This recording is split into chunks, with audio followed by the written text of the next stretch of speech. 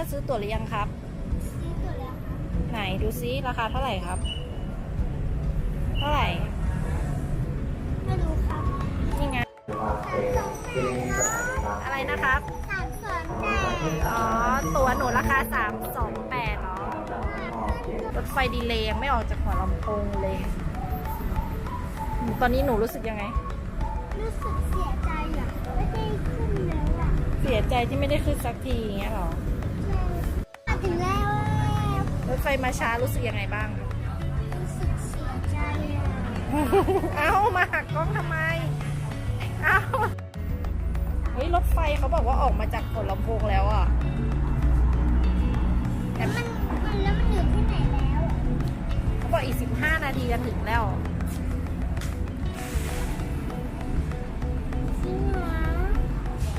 จริงว่าดีใจไหมว่าดีใจไหมครับ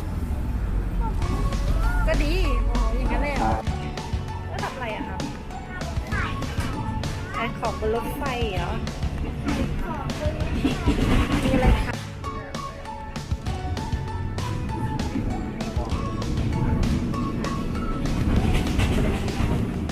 โอ้ดูวิวว่าดูวิวสิโอ้โห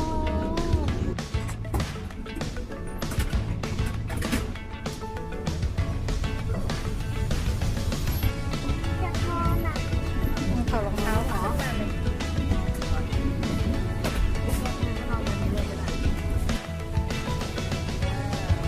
ลองนอนดูซินอนได้ไหมสบายไหมเหมือนอยู่บ้านไหมดีไหมดีไหมชอบไหม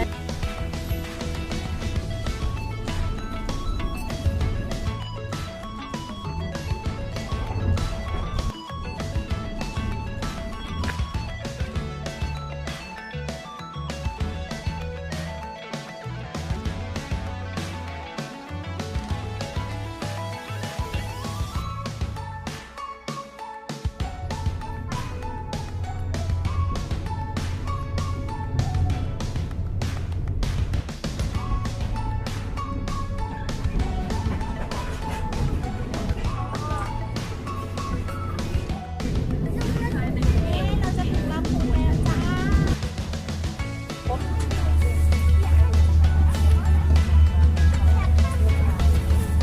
เดินลงไปเลย อันนี้มันไม่อยู่ ระวังเป็นที่ว่าในการเดินทางทางต่อไปค่อยขับรถไฟสู่การบริการนะ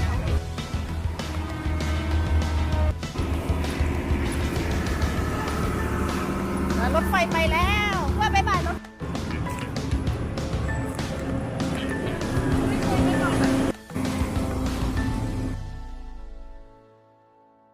ถ้ารถไฟสนุกจังเลย ใช่นอนบนรถไฟสนุกไหมครับ สนุก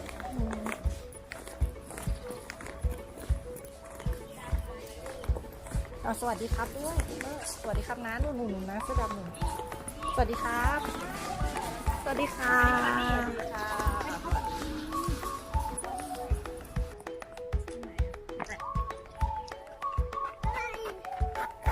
วิ่งไปหาแม่ก้อยหน่อย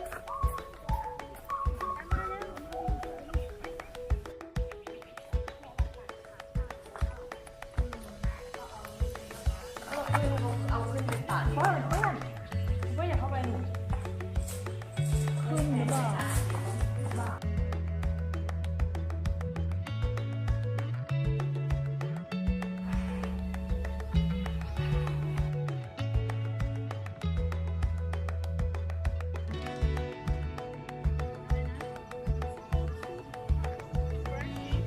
วิ่งยืนหนีได้กัน